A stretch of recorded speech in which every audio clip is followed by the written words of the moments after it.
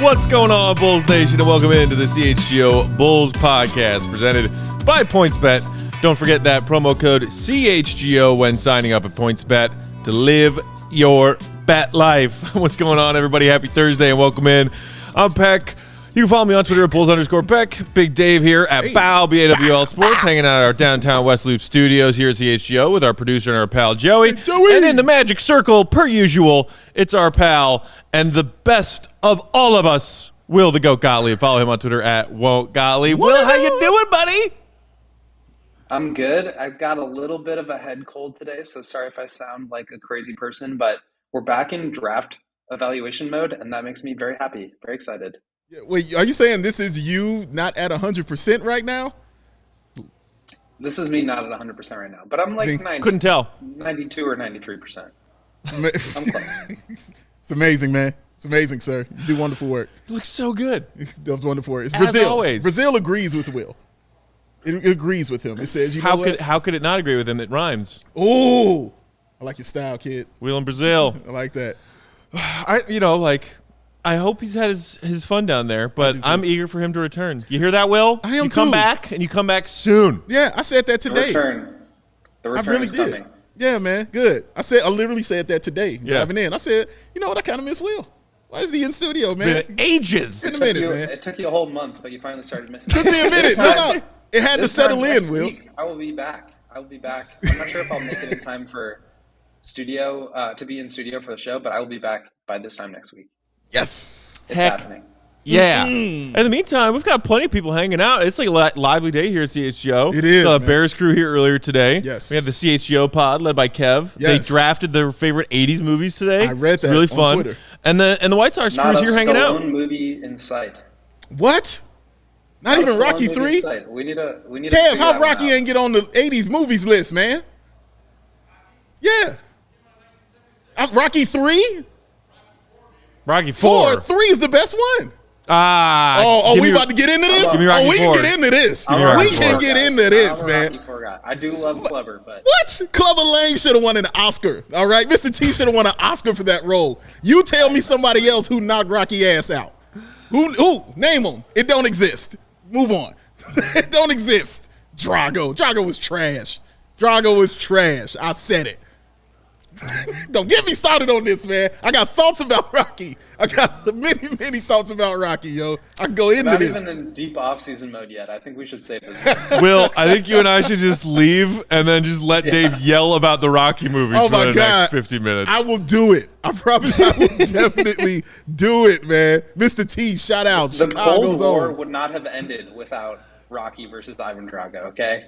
Yeah, He's he had ended bigger up. stakes. What? Drago killed the dude, all right? Rocky went to his home country, trained in the snow by lifting logs, got beat up Drago for like 15 rounds, didn't even knock him out, beat him up for like 15 rounds, and then gave a State of the Union speech at the end. Clubber Lang walked in, punched Rocky in the face, and knocked his ass out in like 2 rounds. No, get out of here, man. Like, it was Clubber Lang. Clubber Lang was goon-tastic in that movie, man. All right? He killed his manager. This all in the same day. Killed his manager, insulted his wife. Like, Clubber Lang was a G. He was a G. You see me right there. You feel me over here? Come on with it, Jay. Rocky 3. Tell these people, man. Tell these people. Jared from off camera going with Rocky 3. Jared showing in. Also, why is it that Big Dave puts on a Pittsburgh hat and then becomes like one of the most confrontational people? I feel like there's some correlation there. You brought up Rocky. Man. I didn't bring up Rocky. You brought up Rocky and said I can't. Actually, he brought up Rocky. Next week, instead of the drafting 80s movies, they're going to have to draft Rocky movies. That will be You Okay. put Creed in there. You go with the whole series. You don't like Creed? Like the reboots? Yeah, the Called reboots. Creed with Michael B. Jordan. Never saw him. Wow. Come on. Creed one great. Creed 1 was pretty solid. Creed one was maybe very get good. around to it eventually. I love Michael B. Jordan. I Yeah, think he's great. like one of the most talented next generation of actors Completely that's agree. out there. Completely agree. But I just never But got again, around make you to want it. to go see Creed, though. Yeah. Michael B. Jordan. I haven't been to a movie theater since like 2010. But they got these things called TVs and streaming. but Like, you can do that. There's so many new shows out. Like I just finished the first season of Severance, which is awesome. Now I'm picking up The Boys, which just dropped the first few episodes of its new season. Yeah. There's too much stuff to watch. Yeah, there is. There's a lot of things going. What were you saying, Joey? I was saying Michael B. Jordan's going through a breakup right now, so our Yes. thoughts are with you, brother. Lori Harvey. Yeah. Yes, he is. We were right thinking now. about you. You know what I'm saying? So we'll give him his respect at this. He was tough time. seen at one of the finals games, and he looked a little upset. He did. Gave his know? ticket to Corday, man. Looked a little upset up there. Corday's a rapper, by the way. Don't worry. Sure. I believe you.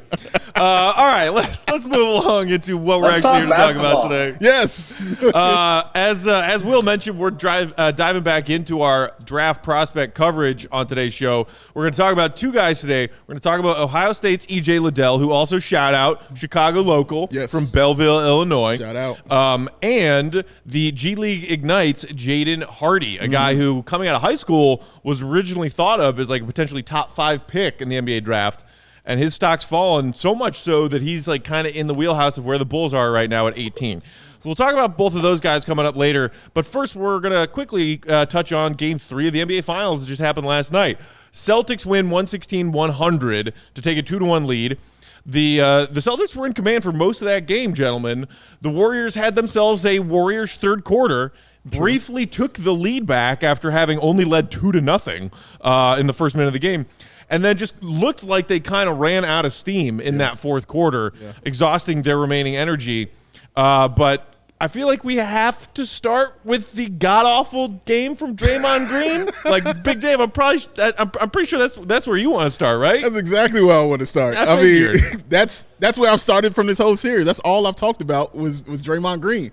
Because I think everything just was dependent on him. I know Steph is going to be Steph, and Clay is always going to give you a game. Clay was hitting his shots last night. He was balling. You know what I'm saying? Steph was balling. They both did all their things, so they needed one more guy to come with them, at least set a tone, at least do something. And Draymond Green, man, was giving out the binary stat line, bro. Like, it was tough. And even if usually when he does that, because he did that last game, he didn't have a lot of great stats last game either, Will. But he still set the tone, you know what I'm saying, how that game was supposed to go, and being physical, being chippy. And we knew that stuff was coming, you know what I mean? And I knew it was just going to get worse and worse as the series is going to go on, because that's who he is. But usually when he does those things, he can actually provide you with some assists. He can provide you with some rebounding, some timely blocks, just great plays. You've seen it over his career. Man, this is different. Because like I said before, he can't cheat off the bigs like he likes to. There was a great play that Al Horford ran with Marcus Smart where he kept trying to cheat off of Jaylen Brown and try to stay in the paint and guard Jaylen Brown, and they kicked it back out. And then Al Horford cut to the bucket. Draymond had left and went back to Jaylen Brown, and they hit him with the pass for a very easy dunk. Draymond used to be able to do that. He can't do that stuff anymore, man, not with this team. And, man, you can't have more fouls than points and assists combined. Like, that's tough, man. Yep. That is tough. And he was just out there. He was just out there, man. Like, the gas. And the last thing I want to say, Will, on this, he tried to do his thing by running his mouth at the end. And you could tell he was like, dude, kick me out of this game. Kick me out, all right? The ref said, nope, I'm not going to give you that either. We will assign you that sixth foul, right? Though. We'll take this sixth foul. Go have a seat. That was, for me, a very interesting thing, because that's demoralizing. Because usually Draymond's trying to do that to get that going, because he could walk off and yell at the crowd, and do stuff. They did not allow that to occur, Will. And, man, it was just a tough game for young Draymond, that one.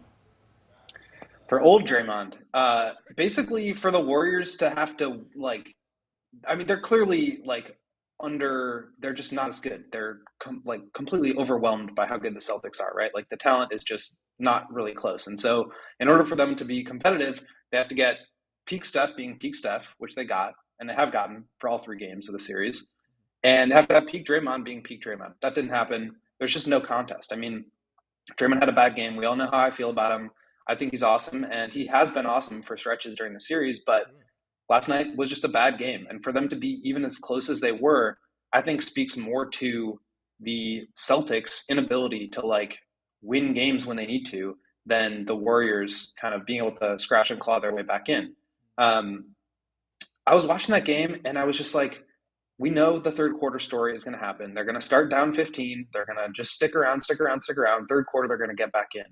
And like, how does this happen again? Like, this is what they're talking about going into every single game, every single off day, every single practice, every single scrimmage. Like, this is what they're prepared for. And yet they still drop off of Steph and let him shoot pull-up threes on these pick and rolls. It's insane to me. Like, the fact that they let the Warriors back in and then were able to push ahead and win it, great. Like, they had that extra gear that they could turn on. The Warriors, as you said, ran out of gas.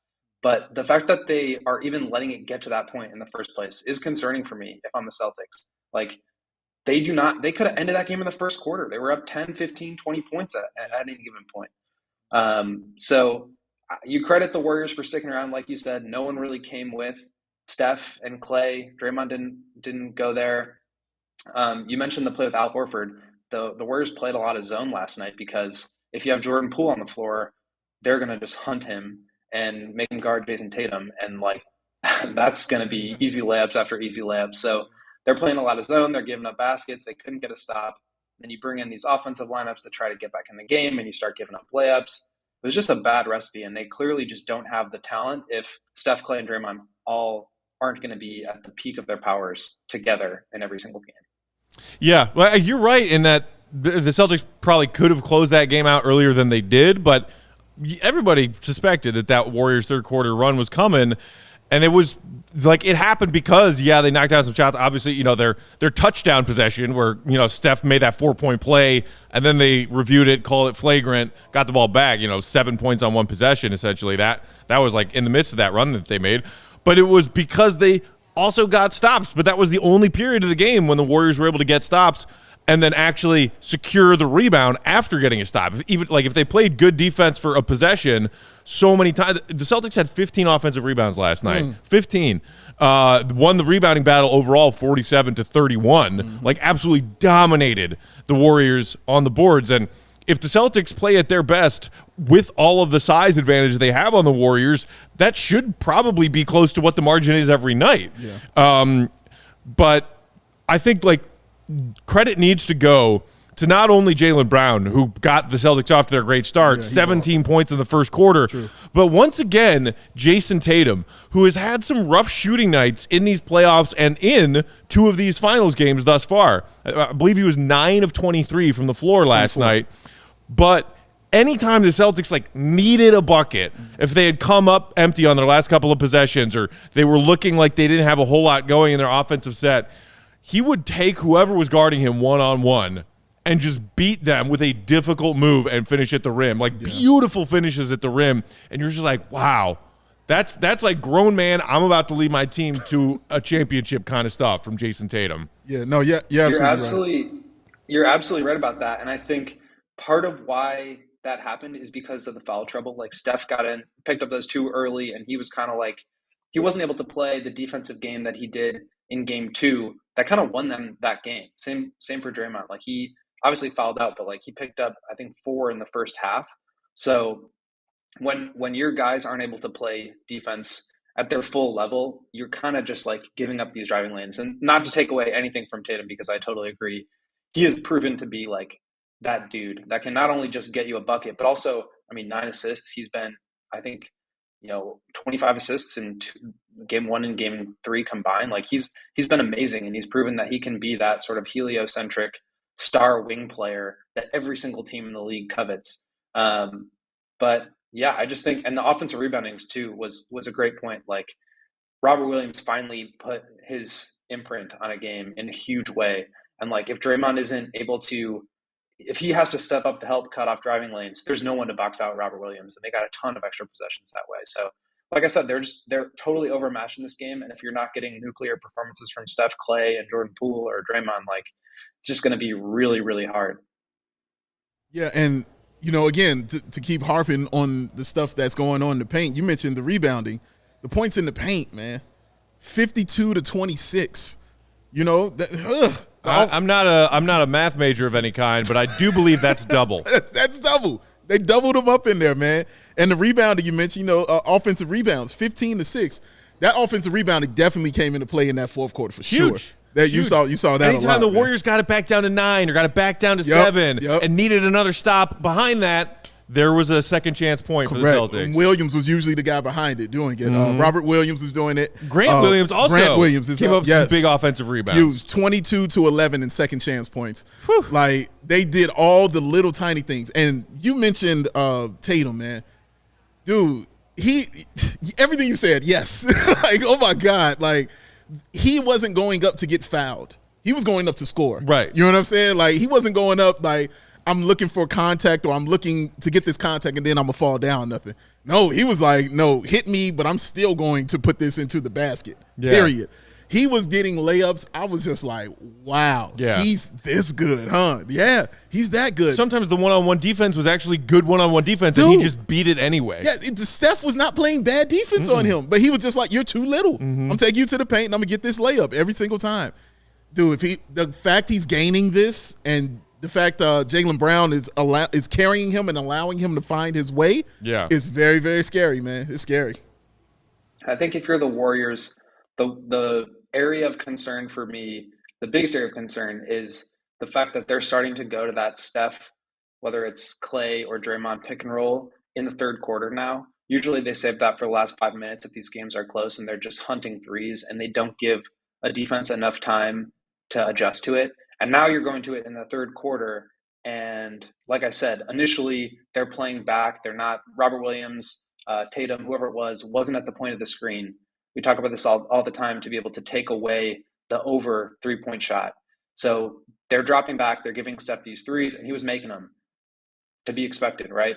And then end of the third quarter, start of the fourth quarter, they got up to the level of the screen and prevented Steph from getting those shots off. And as we've said, nobody else was there. I mean, they couldn't get points from anybody else. So that was kind of over. And I think going into game 4, I would feel pretty good if I'm the Celtics knowing, okay, we kind of figured out how to neutralize that Steph pick and roll, which is like their deadliest weapon. And if we can like have a couple of off shooting nights from Otto Porter and Clay and Jordan Poole and all these other guys, like I don't see how they're going to win.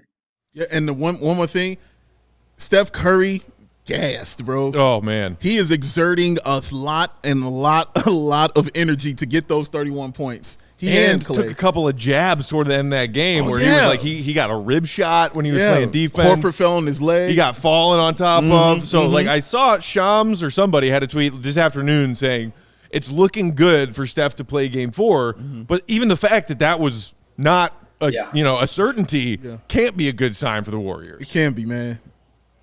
One last thing, and then we're done with this, or at least I am. Like, we just gotta pay tribute to Steph. Like, he is having a legendary finals performance. He is so freaking good. The way that he dominates the game is just so different from anything we've ever seen before. And you thought, like, okay, maybe 2017, 2018, this is gonna be the last we see. No, it's 2022, and he's still doing it, and it's amazing, and I love it. He's crazy good, man. Like, who's the best player in this series? I still say it's Steph Curry, despite what Tatum has shown us. It's Steph freaking Curry. Nobody does what he does. But now through 3 games, I feel like I came into this series thinking the Celtics might be a little bit better on paper. I think they're a deeper, more complete team with fewer weaknesses to attack than the Warriors are. But I still leaned a little bit Warriors because of the pedigree of championship experience. And now after game 3, I'm like, that might not matter as much. And if the Celtics play to their height compared to the Warriors playing at their height, the Celtics win. They're the better team. I feel like that's pretty clear after 3 games now. Yeah, one more. This game is very important. This next one is huge for Golden State, man. We'll see if they pull it out. They have to like close games out. I think you said it before, Dave. They played with their foot a little bit. They don't shut teams out when they have the chance, and that's what allowed the Warriors to get back into game 2. Even though, and game 3, even though they weren't able to push ahead, like they took the lead late in the third quarter. The Celtics can't let that happen. They can't let it get to that point. And I don't know if it's the experience or just something with their genetic makeup, but they keep allowing the Warriors to hang around. And I think that is a recipe for disaster for them, because you're right. They are a more talented team. They absolutely should win this series, and I think they will.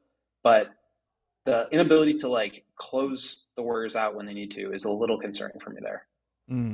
All right, so there it is. Game 4 tomorrow night, Friday night. Warriors really need that one. I think if they don't even this series, I think maybe the Warriors push it to 5, but then Celtics win in 6. Yeah. I think the only ways this goes 7 is if the Warriors win tomorrow night. Yeah.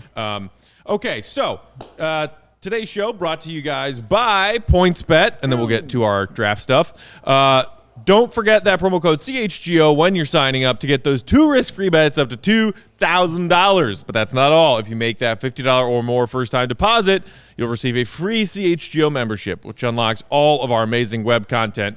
Plus, you'll get a free T-shirt from our CHGO locker, any one you want. That's 2,000 free bets, a free CHGO membership, free T-shirt from the CHGO locker, all for just making a $50 or more first-time deposit at PointsBet. And you want to do that anyway because you're going to have some fun. Got a few finals games left, and then you can start throwing stuff on the Cubs, the Sox, whatever's going on.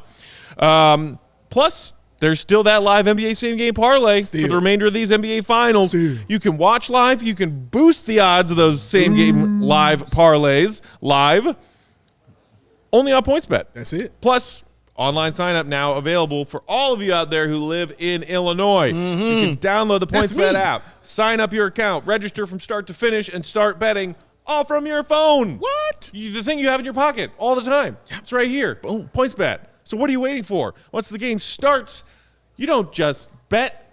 Tell them what you do. Will the thrill. You live your bet life. Shit easy. Cash. Every time. Every time, baby. That's how he rolled, man. You want to know why he's so on point? I bet you do. You want to know why Will is so on point with his all the time? I will tell you why. Athletic Greens. That is why, ladies and gentlemen, the man is always ready and always together, because he's got those 75 high-quality vitamins and minerals, that whole food source superfood, those probiotics, and, of course, you cannot forget those adaptogens. All going on inside of the GOAT. Helps him start his day right. That special blend of ingredients that supports your gut health, nervous system, immune system, energy, recovery, focus, and your aging. All of these things, this is what it does. Oh, and it don't cost you nothing. Costs you less than $3 a day. You can't even get gas for that no more. You can't. You can't do it. I just got a cold brew for like $3.25. Come on, man. It's less than that. Less than gas and a cold brew. Oh, my goodness, y'all. And it's cheaper than getting all those supplements yourself. No, all-in-one nutritional insurance. That's what you're investing in when you get yourself some Athletic Greens. And on top of all that, I'm going to let Will tell you about this. Will, how does it taste? I like the taste. It's a good taste. Yeah, it's like a lot of these green drinks, they're kind of not so good. But this one's very fruity. It's not like overwhelmingly sweet. I really like getting the day kicked off with it. And I got to say, I forgot to drink my Athletic Greens yesterday. I think that's why I got a little bit of a head cold today. Oh, no. There it is. Got back on the horse. Hopefully I'll be feeling better tomorrow. Figured it out. Guarantee you'll be feeling better tomorrow, baby. Those adaptogens, they're calling. They're like, help me, Will. Give me some. They got to hook them up, baby. So to make it easy for y'all, man, Athletic Greens is going to give you a free 1-year supply of that immune-supporting vitamin D and that 1, 2, 3, 4, 5 travel packs free with your first purchase. All you have to do is visit athleticgreens.com/CHGO Bulls. That's athleticgreens.com/CHGO Bulls to take ownership over your health and pick up the ultimate daily nutritional insurance. Athletic Greens, you know what it is. You scoop it, you dump it, you shake it, you drink it, you feel it. Right there in your face. See my brothers in the comments, man. Drink your Athletic Greens, bro. What up, bro? Drink your Athletic Greens. Wait, one more time. What do the adaptogens sound like? The personified adaptogens? Will. Thank you. You have to be yummy, Will. Regardless of who you are, they're calling my name. Yeah. Oh, my goodness. That's the flex of the century. That's flex of the century right there. Adaptogens calling my name no matter what. All right, guys, let's talk about draft prospects. I'm not going to lie. I am very excited to talk about this next person we're looking at in this draft. And it's not just because he's from Belleville, Illinois. Okay. Guys, I might be, of all the guys we've talked about so far, I might be the most excited about E.J. Liddell. There are so many things I like about his game. Just finished his junior season at Ohio State. That's the one thing I don't like about him. To hell with the Buckeyes. Damn. God, their football fans are obnoxious. But he is a do-it-all kind of player. Yeah. Like he can play multiple positions in the NBA. He can guard multiple positions in the NBA. He's a 6'7" forward with a 7-foot wingspan. And I mean, where do you guys want to start as far as what you like about his game? Because I could start anywhere on either side of the ball. Let me start. Will, first, Joey, let me see that graphic up, please, for that young man right there. EJ There he Liddell. is. Look at those numbers his junior year. And 20 points per game. And let me just say, Matt, you are 100% correct. I am in love with this dude right here, Love EJ him. Liddell. Take him. Oh, my word. This is the guy. This is, yes, him. That one right there. When I watched that, first of all, 6'7", with that wingspan of 7 feet. No, 6'11", 7 feet, same thing. But then what gets you is that defense. Whew. That's what got me, Matt. All of the highlights I'm looking at were all like chase down blocks. Oh, my gosh. My good, and he's not fast, but he got those stride. And then you're watching him time it the entire way. There are 3 people ahead of him. It was like watching a race. Like, there are 3 people ahead of him, and the guy with the ball is ahead of all them. And he's still catching that person, and he's doing it with that stride and his length, man. It's incredible watching him do that, all right? His IQ is off the charts. Yeah. The man's IQ is off the charts. Simply put, you can't find that kind of stuff he was doing on the defensive end. The way he moves his feet, he was always never out of position. The pick and roll, I mean, he's the guy that you could switch with all the time. And watching him, I thought about my man Will. Where's Will? Where Will go? Will Thrill. Thank you. There he is. I thought about my man Thrill while I'm watching him because I'm like, this is your small ball 5 right here. Like, that is the one. He is the one you put at that 5. Oh, look at him. He is the one. He is that guy. He did everything because not only is he 6'7", I mean, and I talked all about his defense, but that offensive game, the post-up moves he has inside, I loved it. And he could step out and shoot a 3, which he turned himself into. 38% from behind the three-point line. Dude, perfect. You know what I'm saying? And they can't double-team him because he's a good, damn near great passer out of the double team, man. Finding the right person. Why? Because he's got that high IQ like that. He had everything. It was like watching a better Taj Gibson. Ooh. Like when I saw, like the first time I saw Taj in college, that's what I thought of. Like, this is like a better version of that Taj Gibson that I saw in college. Taj is 6'11", right? Yes, I mean, like, yes, he was tall like that. No, Liddell's 6'7", but 6'7". he plays like, and he said in draft interviews and combine interviews, he believes he can guard all 5 positions And in he the looked NBA. like it. Yeah, you couldn't. The guys who he was getting out on guards. And you could see they were licking their chops as soon as they would get him. His And they're perimeter like, cool. defense is legit, man. Dude, his deep man, look, and he goes straight up. Yeah. Like, he doesn't jump into you, so he won't get like a lot of fouls or anything like that because he's got that athleticism and he's got that wingspan. No, I am with you, man. I am on board with this dude right here, EJ Liddell. All right, Will, make it 3 for 3. Tell everybody you're in love with EJ Liddell as much as we are. So I started doing this draft prospect homework, and I kept on seeing EJ mocked to the Bulls, and I was like kind of annoyed, kind of bored with it. Like, oh, here we go with another junior prospect who's just like a 3-and-D prototype. Like, Grant Williams had a good playoff series against the Bucks, and now this guy's rising up the charts. So I was like pretty hesitant about him, but I mean, I started watching the tape. He is way more impressive than I thought. And you got to start with the rim protection. Like, this dude blocks shots all over the floor. All right, like you said, the chase down blocks. Like, he's LeBron James out here chasing guys down in fast break opportunities. His help side defense, stepping over to cut off drives. Like, these are highlight blocks. Like, he is a freak around the rim. And then, you know, he's going for these highlight blocks, but he's also really good at verticality and just like altering. He's got that 6'11.75 wingspan and a 33.5-inch standing vert, 38-inch max vert from the combine. So he's able to kind of like, because he's so strong, take guys' drive into his chest and then still get up and jump really high to alter those shots. And then you've got the super long wingspan as well. So he's a really special rim protector at a position that typically you don't see that, right? Like, you think of good rim protectors, you think of Mark Williams, who's 7'2", right? So a 6'7" guy who, to your point, can move his feet, can defend a bit on the perimeter, has that long wingspan, is pretty shifty and is just so sturdy that you can't really move him. If guards are going to drive in him, they're going to bounce right off because they're just not big enough. So really, really impressed with him defensively.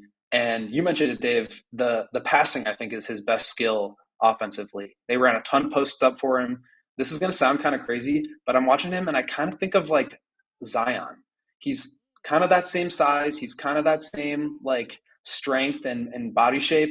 And he's doing these like one dribble, like just lower his shoulder, jump into you, and then get to these jump stop little baby hooks. And that's similar to the way Zion plays, similar passing out of the post. Obviously, like Zion, way more talented, like not a comparable type of player, but just in terms of the way, you know, watching them, what you see. So really, really impressed with him offensively.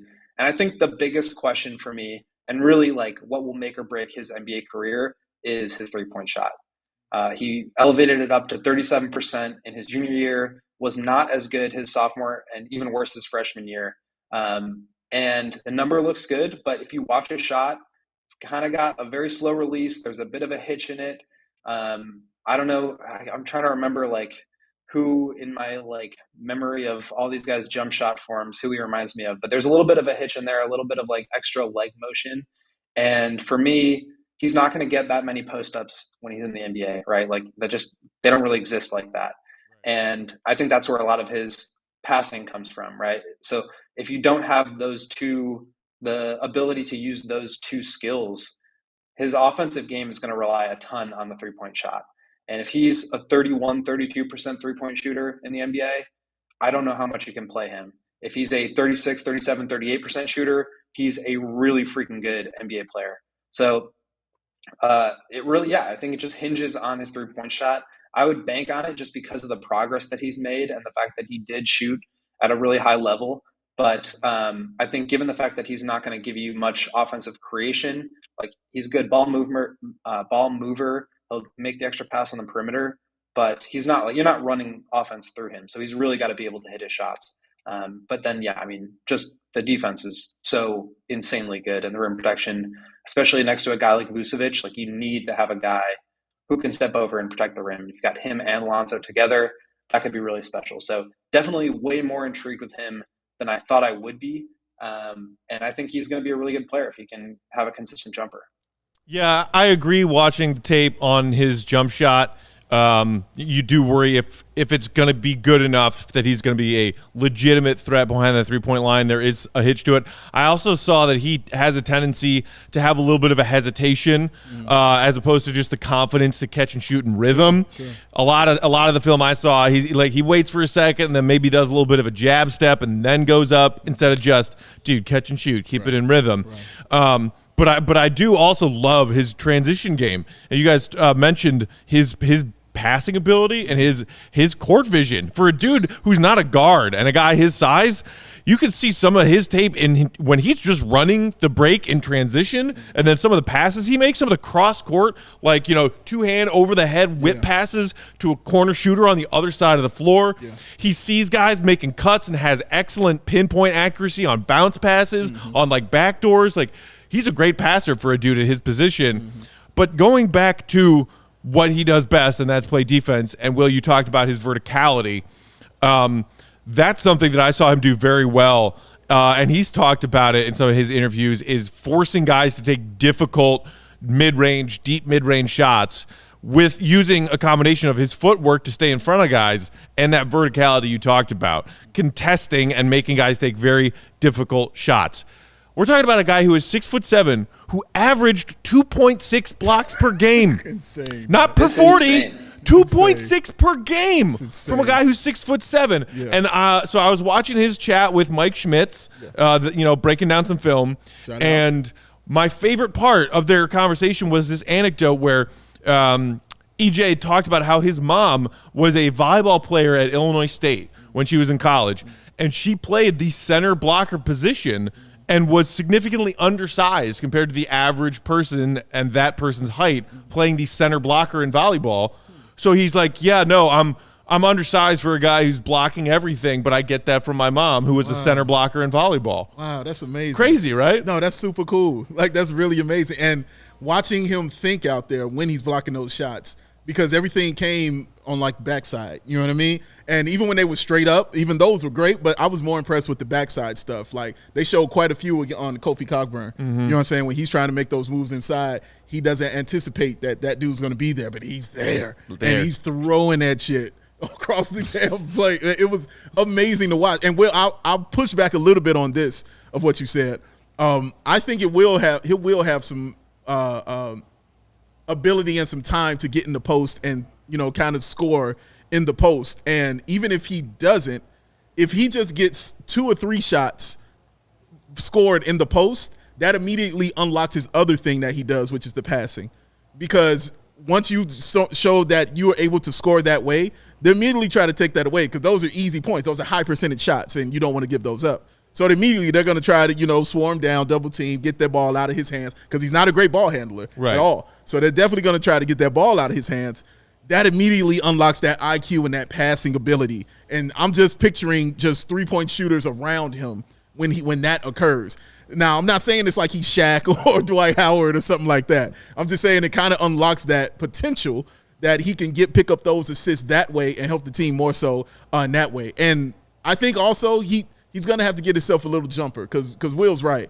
But he's going to have to get himself one of those, old school Charles Oakley kind of things, you know what I'm saying? Right. Like, hit those open jump shots. And you brought up Taj earlier. Taj had like a 15-footer, like a little elbow jumper. Exactly. And he'll get away with the 3-point shot early, guys, because he'll have time to shoot that. They're not going to be out on him. You know what I'm saying? He'll have time to get that off. And I just am impressed that he built that into his game because all I was thinking about was Ayo the entire time. Ayo did the same thing, you know what I mean? Built himself into that. So to show he can build himself into that kind of shooter, I'm like, well, that means he can build himself to actually get a nice jump shot, and do something like that. So I'm impressed with him, but I think Will is right in what he said about him for sure. But I think that he can definitely score in the post, and it could unlock that. Not be dominant down there, but he could definitely get some points down there. For sure. All I meant by that was that like post-ups aren't as big of a part of the NBA offense as they are for him in college. So I just don't think they would be as many. And then you wonder like if DeMar's out there on the court with them, like he's just not posting up. Like that's not going to happen. But I do think, especially for some of these older and stronger guys like EJ Liddell, it's kind of a turnoff in a sense that like, well, this guy's only dominating freshman in college because he's a junior and he's had time to be in the weight room and he's much bigger. But EJ's like bigger than a lot of NBA players too. Like he'll still have that advantage once he gets to the league. And so if he does have that little put his shoulder into your chest, jump stop, hook shot, like I think that will work.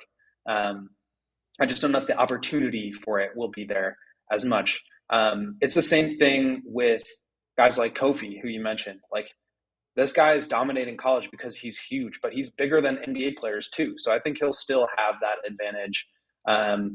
And yeah, for somebody who is so good at playing help side defender, stepping over from as the low man from the opposite weak side block, or even like there were plays where he would come down from the wing or even the top of the key to block a drive or a post up. Like he comes out of everywhere, and defenders like that who are great in space, who can defend basically the entire floor from no matter where they are, and then also stay in front of smaller guys. Like I don't know if he'll be able to like stick jaw or anything like that, but you can get away with having some more switchable defenses with him out there.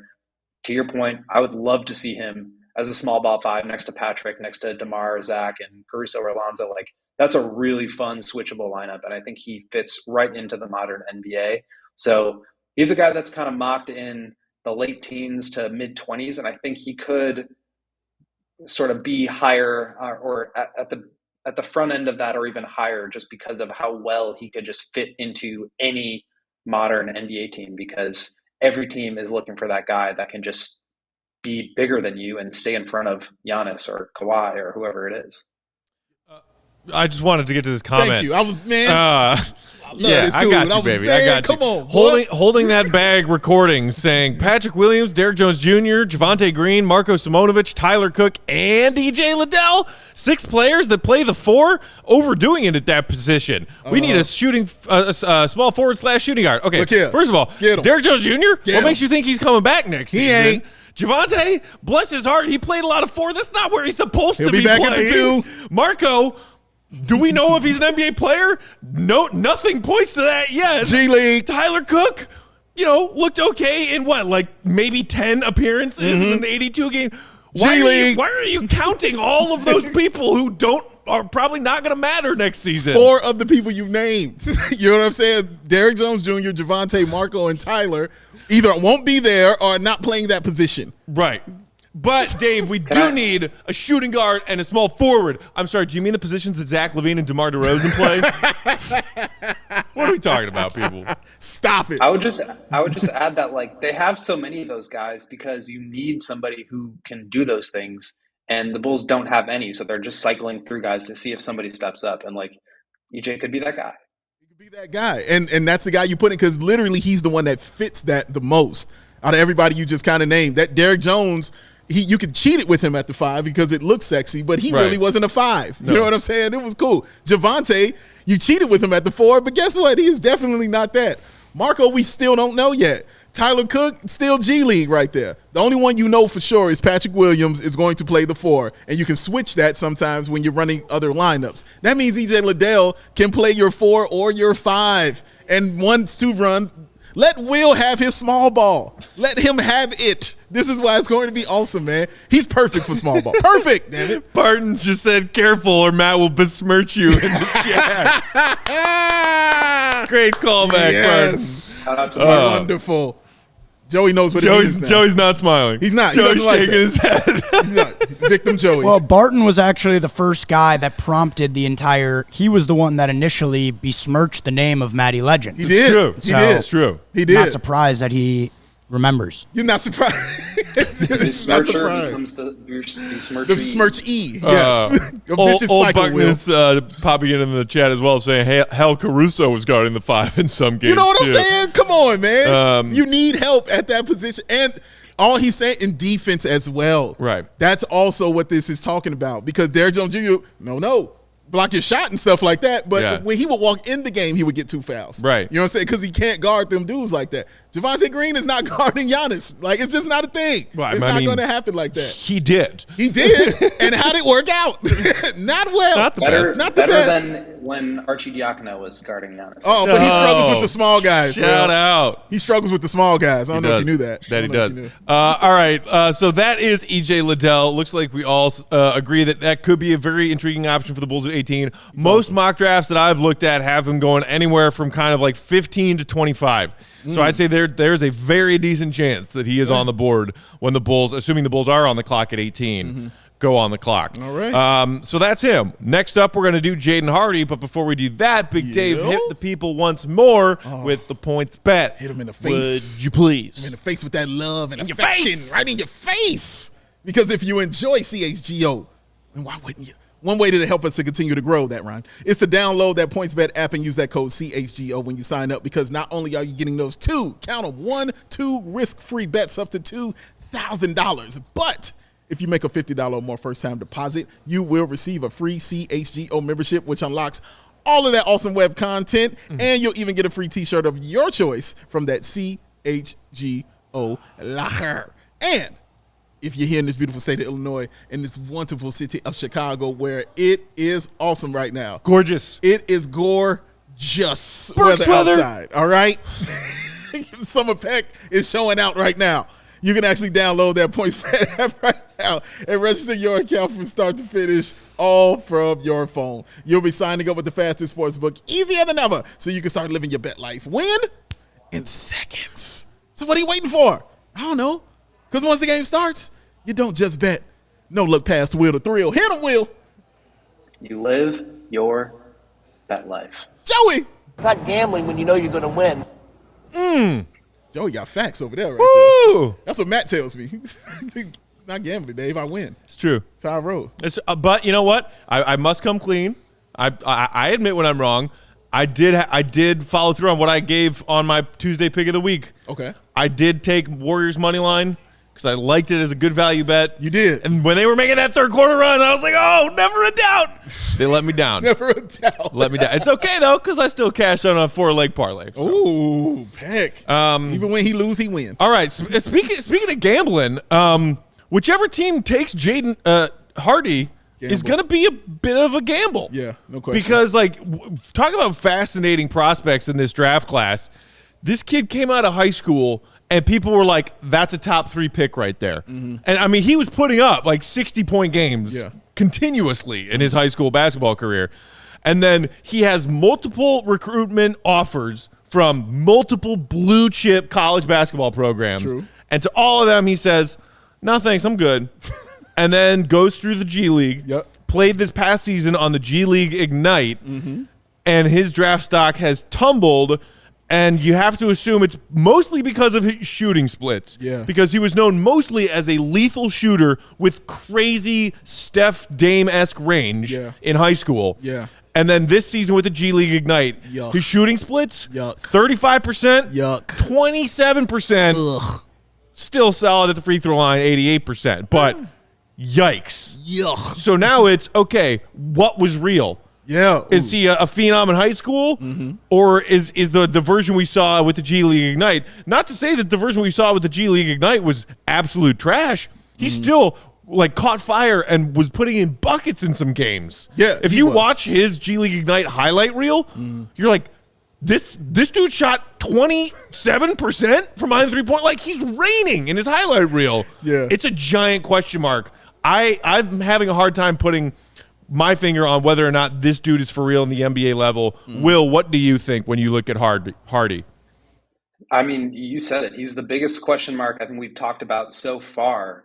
You watch the highlights and you think this dude is like the second coming of, I don't know, Jamal Crawford or something. Like, he is an incredible one-on-one scorer. So many moves in his bag. He's great in pick and roll. He's great just like isolating, getting switches and just cooking any big man that goes on him. So, and it's not just like going to the basket. Like, he's got a ton of step back moves. His handle is pretty tight, and he's able to just create space in so many different ways. But then you look at the percentages, and it's, how can you be this talented and shoot 29% on threes, 35% from the line or from the field? Excuse me. You have to wonder how much of it is real. I think the context is interesting with him. You know, the G League Ignite team was a lot of really young guys. He was carrying a ton of the offensive burden. No spacing whatsoever on those teams, with Dyson Daniels shooting really poorly for the first part of the year and Marjan Beauchamp also shooting really poorly. But that's kind of the point of the Ignite team, is to like get those guys big minutes, let them play against NBA players. And again, I mean, these are a bunch of 19-year-olds. It's like the OKC Thunder going up against, you know, a regular NBA team. Like, they're going to get beat a lot because they don't really understand or know the game. And I think that's really the big knock for me, is like, will he be able to learn how to play in an NBA offense, to be that lead guard where you didn't really see him making plays. He showed some flashes of being able to find roll men or kicking it out to the corners, but to me, he was not very polished in that area, and that's something that you can learn. But he was really, really raw, and I could see teams, you know, wanting to like a Hawks team that needs somebody to relieve some pressure from Trae Young. Like, he could be that guy that plays next to him because he's pretty big, 6'4", and he looks really good off the catch. Shot 40% on catch and shoot threes. Good free throw shooter, so that is a positive indicator that maybe he can get that number up once he's in the league. And he's got great range. So I think he could be a much better shooter. Maybe he, like I said, plays next to a guy like Trae Young, and then when Trae goes to the bench, he can kind of command those second units. But right now, he kind of seems like a microwave bench Kobe White type of player. And there's nothing wrong with that. Teams need that. But it's a matter of, will he be able to put it together and really understand the game to where he's not just like going out there and taking a bunch of shots. Can I jump in real quick? I would love this pick for the Bulls because I think that this is a high upside guy in today's NBA. Like you hit on the free throw splits. Like, I think that's promising in terms of his shot coming back around. And Matt already, like, this guy's a super high pedigree prospect coming out of high school. athletic, can score, really skilled. And, like, look at the other players that have had – like, look at Jonathan Kuminga, who struggled immensely in the G League last year. Same type of shooting splits, under 25 from three, saw that draft stock fall. And now – what are you guys laughing at? Just a comment that popped up. And not you. Keep going. And, like, I think that Kuminga's stock plummeted further than it should have. I think if there was a redraft today, he might have gone – well, I don't know. It's a stacked class, but – that I don't know. I'm not looking too much into that. It's obviously concerning, but the struggling offensively at the G League, we've seen other players overcome that. So sure. Yeah, I think a team like the Rockets Rockets is another one that makes sense because you've got that third overall pick. You're going to take Paolo Banchero, and then you can take a little bit more of a swing when you're up to 17. So he's definitely a risk, but yeah, I mean, like guys like that don't come along super often. He's not just like, you know, some empty calorie score. Like I think could really put it together, and having high pedigree in high school really does matter. Another area where I think he needs to improve is finishing. Like he doesn't really have an in-between game or a game at the rim. And given what he is capable of doing, you would imagine that he could figure that out and get to that point. Maybe it doesn't happen in his first year or two in the league, but I do believe in the scoring package. It's more about everything else there. I'll say that, you know what? Let me start with the positive on him. What impressed me the most was the fact that even though he's shooting 35% and 26% from three, he was averaging 17. You know what I mean? Like, that was impressive to me. And you're completely right, Will, when you talk about the spacing. The spacing was terrible. Watching those highlights on that team, he would get that ball and he would come down. And the reason he's pulling up for three is because he's the only one down the floor. Right. They're the only one down the floor, or they're right next to him. You know what I'm saying? And I'm like, dude, get to the other side of the floor. Like, you're like, everybody spread out, you know, get somewhere so he can do something. So he was taking those shots because those were the best shots available. It wasn't like I'm the man, I'm taking this no matter what. You know what I'm saying? And stuff like that. He was like, no, this is what's available. This is the one I'm putting up right here. I commend him for that kind of thing, man. Also, I like Will's right. He gets to the bucket. Like, he really can get to the bucket, make those moves and get there and draw the foul, which is why he shot such a high percentage from the free throw line. And high free throw shooting is invaluable. The reason he won't work on the Bulls is quite a few things. One, he's 6'4", and I don't think the Bulls are interested in a 6'4" dude who don't play defense. You must be this tall to ride the roller coaster. Yeah, man. Like, it's just a thing. Like, Io is the exception because of his wingspan and his defense. Right. And so that's why he is able to get in there and play. I don't think they're one. And you mentioned Kobe White, and that's exactly who I was thinking about the entire time while I was watching him. I was like, do they want another Kobe White? Do they want to deal with that, or do they just want to roll with the one that they have that they've invested in already? And right. They might even not want him, Lawrence. You're absolutely right. And hi, Lawrence. How you doing, by the way, man? Good to see you. But also, like, I watched him, and that I couldn't shake how bad the defense was. Like, I really couldn't. I couldn't shake that. That defense was not good at all. And I kept saying to my head, I know he's raw. He's raw. He's young. He didn't go to college. You know what I'm saying? So he doesn't know those nuances yet. Maybe he'll get to the league and, you know, be able to learn some footwork. But the footwork was bad. The pick and roll defense, I mean, just no, it didn't exist. So the reason it shines so much is because of the percentages of his shooting. That's the reason it stands out so heavily, you know what I'm saying, on a guy like him. But I love his athleticism. I love saying sneaky athleticism. He really does have sneaky athleticism, man, because of his length of his arms. When he goes up for those dunks. Some of his tape, when he gets an open lane. Yeah, man. Oh, my God. Damn. You know what I'm saying? Yeah. Like, but most of that tape you watch, he couldn't finish. When it wasn't a dunk and he had to lay up or something like that, he could not finish the shot at the rim. So he could get there because he's got that length. He's got a nice move to get there, but he has to put it into the bucket.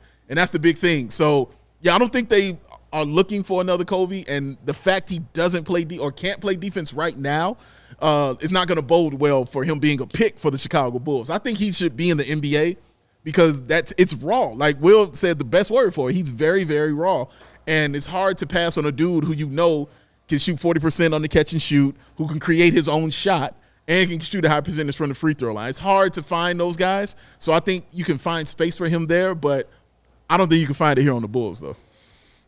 Yeah, I think. Go ahead, Will. A big question is, like, will Kobe be around? And we know that the Bulls need that spark plug scorer off the bench. Like, could he fill that role if the Bulls were to, say, move Kobe for another player on the wing? And I think if that were to happen, he makes a little bit more sense. But again, I think the Bulls should be careful about drafting a guy based on whether he fits their needs right now, or versus like just if you believe in this talent. And I think the confusing thing to me about his talent, like you obviously see it with the handle, the step back three, all the stuff that we're talking about. But typically what you see with scorers like that is that they have soft touch. And so you have really good free throw numbers, which he has. He has a really good step back. His shot and his like ability to get to his shots is really nice. But then he's like throwing the ball off the backboard every time he drives. It's just weird. Like I can't get a good feel for his ability to score at all three levels once he gets to the league. And again, I think I've seen enough to believe that he will improve his percentages by a significant margin. But yeah, I think the defense, which you brought up, Dave, and just the passing and playmaking make me question if he's going to be able to be a lead guard on offense without being a complete negative on defense. And like you said, I mean, they already have that guy. Yeah, and look, Joey, you could be right in the sense that maybe this guy is going to end up being a steal of the draft because he is the one who's high risk, but also maybe high reward. Yeah. That's possible, especially when you just talk about some of the Dame-like shots that this guy looks capable of making. That's real. That is a valuable player in today's NBA. But I think that the reason that consensus he has gone in 1 year from top 3 pick to, I believe, in the, somewhere between 15 and 20 different NBA mock drafts that we've got in this spreadsheet of ours between, every NBA media outlet that there is, I saw his name above the Bulls at 18 in one of them. He is in the late teens and then into the 20s in every mock draft now. And that is a big fall for a guy who was once considered a top 3 pick. And to me, it's about 2 things. It's about the fact that he shot so poorly in his one G League season, coupled with an undersized guard who can't play defense. Yeah. That's a lot of risk to roll into your but maybe high reward when you're weighing the pros and cons of drafting a guy like this. So let me ask Joey. Let me ask you because I know he's being presented as a combo guard, but do you think he's better at one particular position? Do you see him fitting like either at a point guard position or a shooting guard position? Honestly, I haven't watched his game enough to know enough of the nuance, but just like that profile of player, I would assume is like if he could play off the ball, that's where I think it would probably be the most valuable. Like I see in Will's evaluation, one of the biggest question marks was playmaking ability. I don't know if he can be an offensive engine. I mean, based on where he's drafting, I'm probably not going to be that. But I just think if Donovan Mitchell was coming out again, we wouldn't say like don't take him because he's small and he doesn't defend. If you have a chance to add a talented guy like that to your roster, it's obviously a huge question mark, but that's the path of success I could see him taking. And I love that you brought that up because I think he's going to be a late riser in the draft. Like in the next week or so, you're going to start to see his name more in the Bulls range and maybe even a little bit higher because he does have that sort of upside. And it's not an EJ Liddell situation where you kind of know what you're getting from him. There's obviously the question mark of the shooting, but he's going to be a good defender, and his upside is not going to be superstar caliber.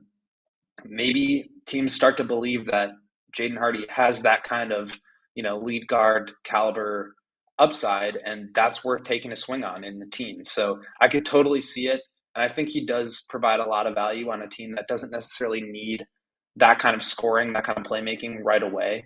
That will also be a good environment for him to learn it. Honestly, this sucks to say, but if the Bulls had developed any player at a high level since Jimmy Butler, I would feel a lot better about taking a guy like this because they have that sort of environment where you can grow somebody who's pretty raw into being a star level player. They just haven't done that. So maybe a team like Houston or like OKC or I don't know, one of these teams that can wait a little bit longer would feel like they could mold him into that kind of player. And I think he has the skill set that could allow him to get there, but it would take a lot of things to break right for that to happen. And that's where I kind of see him, though. Like, I think I'd like him more on a team where he's going to be the focal point. I like him more when he's going to be starting, being a guard. Like, he doesn't feel like a guy that's coming off the bench to me. He feels like a dude, like he needs the ball in his hands. Kind of like what Jalen Green was allowed to do with the Rockets. Yes, that kind of situation. Like, make his mistakes in that way. You know what I'm saying? I think he learns better like that. Then more so watching, I think he learns better by doing. So I would like him on the floor, you know what I'm saying, making those mistakes, you know what I'm saying, in the starting lineup more so than him coming off the bench and then making it, and then you're like, yank him, take him out, you know, because he made the mistake. No, I want him, put it around him, man. Like, put that ball in his hands and let him go. All right, sadly, we are out of time. So there's two more on the list of our potential Bulls draft picks at 18, EJ Liddell and Jaden Hardy. We will do a handful more for you guys moving into next week. And on top of that, we're going to start releasing some quick hitter vids covering all of these players that will also be in our Bulls playlist on our CHGO Sports YouTube channel here, which, by the way, subscribe if you aren't already. Keep it locked here. We got Sox postgame coming up shortly. Few innings left. They are playing the Dodgers now. I believe bottom of the sixth, end of the sixth, seventh, 10-5. 10-5. White Sox have some work to do. It was 4-0 when we sat down. I was like, oh, all right, Sox up 4-0. And then we came, and then I looked at I was like, what? What happened? So tired of this. Either way, regardless of the outcome, our White Sox crew will come and sit in these chairs and have White Sox postgame for you guys. Shout out to Vinny Duva for asking Tony La Russa the right questions. Shout out, bro. Good job, yeah, Vinny. Get on them, man. Gotta ask them real questions. I don't know. What's Garcia still doing in that leadoff spot? I don't. Why are you giving him 4? Okay, it's not my show. Sorry. I don't understand. Don't understand. Shout out, thanks to our producer pal Joey. As always, Will in the circle. He is on Twitter at Won't Golly. Big Dave's Balby at WL Sports. I'm Bulls_Peck. We are CHGO_Bulls. We're remote tomorrow, but we will be live at 3 p.m. Fun Friday! Fun Friday on deck. NBA Slam released NBA top 75 teams all time. Gee. We're going to talk about it. I wonder who's number 1. As you might expect, Bulls heavily featured on that list. I am shocked. I know, right? Flabbergasted. Well, you heard flabbergasted, Joey? Yeah, come on. Gotcha. Give me some credit. Don't get arrogant now. Come on now. All right, so until tomorrow at 3, y'all take care of yourselves. Will, drink your athletic greens. Feel better, okay? For Joey, Dave, and Will, I'm Peck. Thanks as always for tuning in, Bulls Nation. Appreciate you. Love you. See you, Red. Be good.